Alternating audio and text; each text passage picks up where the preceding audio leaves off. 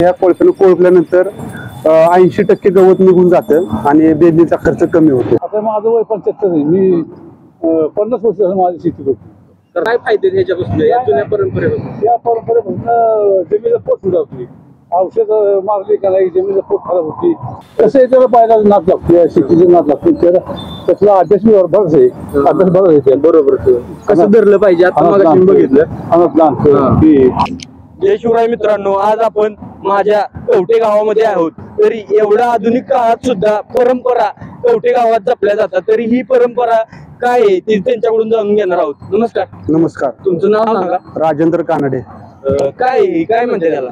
ही बैल कुळपी आहेत विद्येची. पारंपरिक याच्यामध्ये जी शेतीची आपली भारतीय कृषी याचं जे हे शेतकऱ्यांची म्हणजे पारंपरिक पद्धतीने शेती केली जायची. त्यावेळेस यांत्रिकीकरण नव्हतं, परंतु शेतीची कामं करत असताना कोळपण्यासाठी ही जी कोळपी वापरायची जायची. याच्यामध्ये ह्या कोळप्यानं कोळपल्यानंतर 80% गवत निघून जातं आणि बेदनीचा खर्च कमी होतो. किती म्हणजे किती मापाचं काय म्हणजे किती? हे 15 इंच पेरलेलं आहे. 15 इंचीनं पेरलेलं आहे. 15 इंच पेरलेलं आहे. ह्याच्या पासायला नवीन त्यामुळं मोडाला धक्का लागत नाही. फक्त अंतर गवत निघतं. अंतर गवत निघतं आणि झटपट काम होते.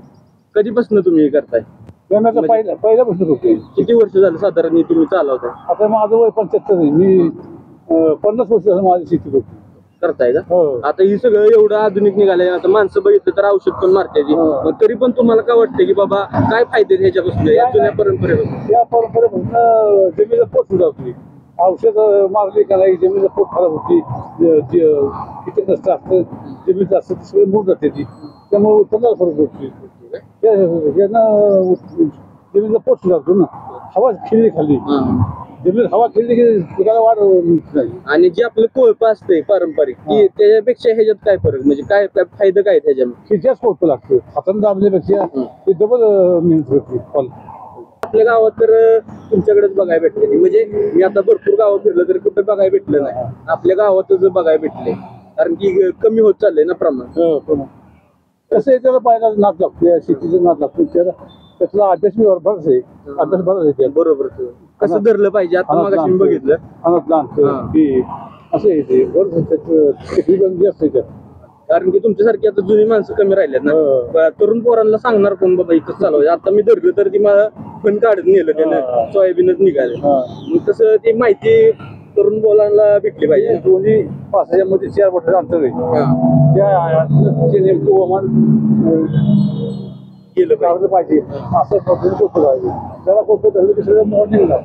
मग काय दिलं फायदा. ही चोट किती फुटाचं आहे? काय 4 इंच 4 फुटी सरीचं 4 फुटी सरीला आपण वापरताय काही? होल आहेत 2-3 होल आहेत.